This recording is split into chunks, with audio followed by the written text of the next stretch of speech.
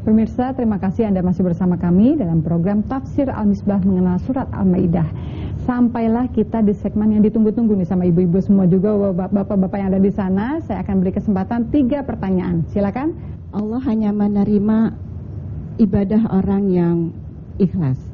Bagaimana caranya untuk kita bisa ikhlas dalam beribadah dan beramal ini?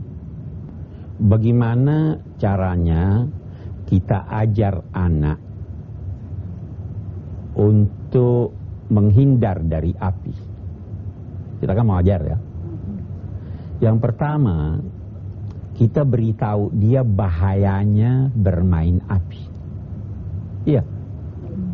Jadi dia perlu tahu bahwa api itu berbahaya. Ini yang pertama kalau ikhlas. Tahu dulu bahwa ikhlas itu mutlak. Mutlak diperlukan bagi suatu amalan yang hendak diterima oleh Allah. Tidak ikhlas, tidak diterimanya. Kalau tidak tahu ini, ibu tidak akan ikhlas. Kita tidak akan ikhlas. Kita tidak tahu apa dampaknya. Nah, setelah itu, kalau kita sudah sadar bahwa kita sudah tahu bahwa tanpa ikhlas tidak diterima, maka itu harus ditanamkan, pengetahuan ini harus ditanamkan ke dalam hati sehingga mantap hati itu.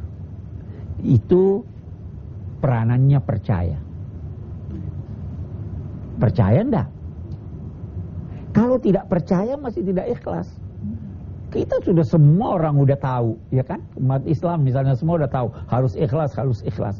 Tetapi tidak masuk ke dalam hati, tidak ada kesadaran itu di dalam hati. Tapi kalau kesadaran itu sudah ada, betul nih, saya tanpa maka di sini ada proses kerja. Nah, bagaimana itu? Bayangkanlah dalam benak bahwa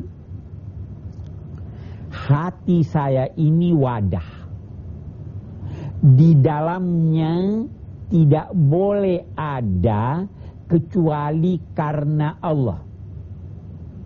Kalau ada selain dari karena Allah, saya harus keluarkan. Saya beri contoh, gelas isinya cuma air putih mestinya. Kalau ada batu bagaimana? Tidak ikhlas itu.